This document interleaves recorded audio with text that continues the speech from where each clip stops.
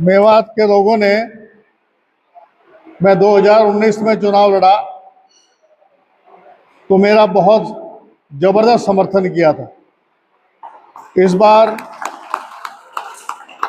राज बब्बर जी चुनाव लड़े, उनका भी जो है आप लोगों ने बेहद भारी समर्थन किया कि अगर मैं होता तो कम से कम 9 लाख वोट लेता। तो इस बार दुर्भाग्य से दोबारा से राव इंद्रजीत बन गया। ना तो ट्रेन लेके आएगा आपके यहां, और ये बैसाखी अगर एक भी निकल गई तो एनडीए गिर जाएगी। इसलिए अपनी तैयारी रखो भाई। इस बार तो मैं चूक कर गया था, अगली बार अगर जब चुनाव होगा तो आपका भाई कैप्टन अजय सिंह सांसद का चुनाव जरूर लड़ेगा। आपने राज बब्बर का भी खूब साथ दिया, मेरा भी खूब साथ दिया आपने पहले, लेकिन भाई जो कमी रह गई है अब उसको ब्याज समेत आपका काम करके दिखाऊंगा। मैं तो एक ही बात आप लोगों से कहना चाहता हूं कि मेवात के लोगों ने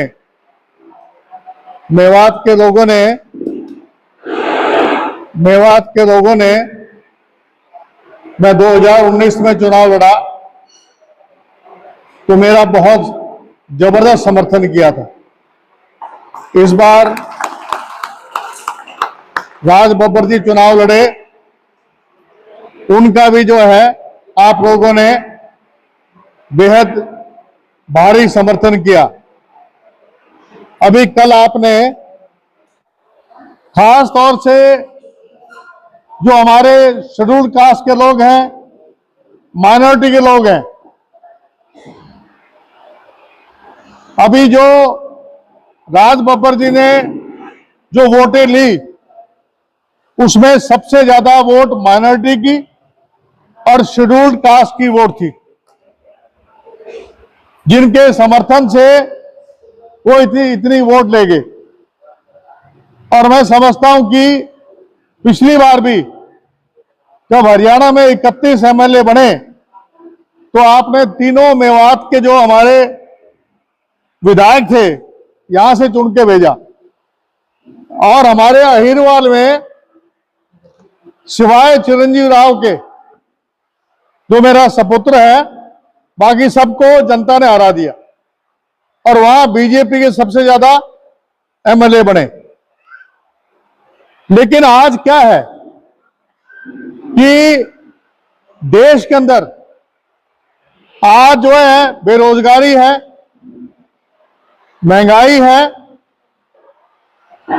आपका कोई भी, आप उसको बंद ही कर दो ना यार, जितना भी आप सामान लेने जाएं बाजार में, आपने अगर कुर्ता लेना है, चश्मा लेना है, आपने अगर जूते लेने हैं तो सब पे जीएसटी लगती है।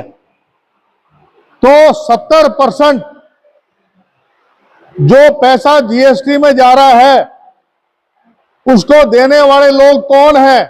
आप लोग हैं। 70% जो जीएसटी में मुनाफा सरकार कमाती है उसमें सबसे ज्यादा पैसा किसान, मजदूर और छोटा व्यक्ति और मध्यम वर्ग के लोग भरते हैं।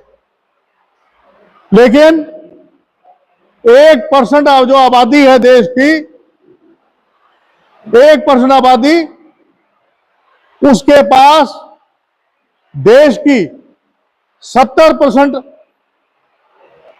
देश की दौलत है, और जो 30% दौलत है वो हम सब लोगों के पास।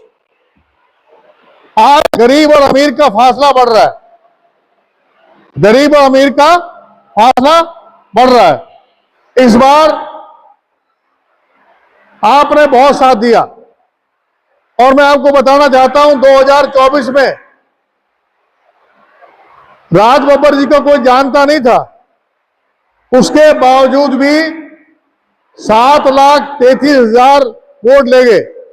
और पिछली बार जब पुलवामा अटैक हो गया था, मुझे 5 लाख वोट मिले थे। ये मैं आपको बोल सकता हूं कि अगर मैं होता तो कम से कम 9 लाख वोट लेता। लेकिन बात यह है कि नसीब की बात होती है। ये जो अल्लाह ताला है वो सब उसके ऊपर है, ये सब लिखित में है, किसको क्या मिलना है। कोई गरीब घर में पैदा होता है, कोई अमीर घर में पैदा होता है। तो इस बार दुर्भाग्य से दोबारा से राव इंद्रजीत बन गया। ना तो ट्रेन लेके आएगा आपके यहां, ट्रेन की सीटी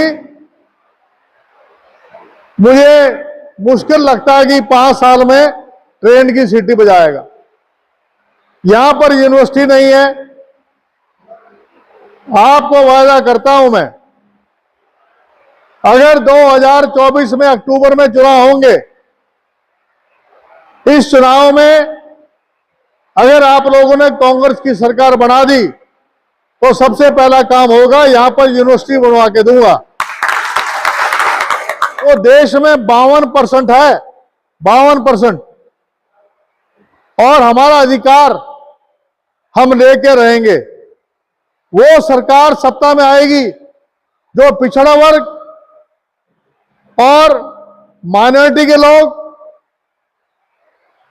और शेड्यूल कास्ट, जिनके साथ ये तीनों लोग होंगे, वो ही सत्ता में आएगा, वरना कोई सत्ता में नहीं आ सकता।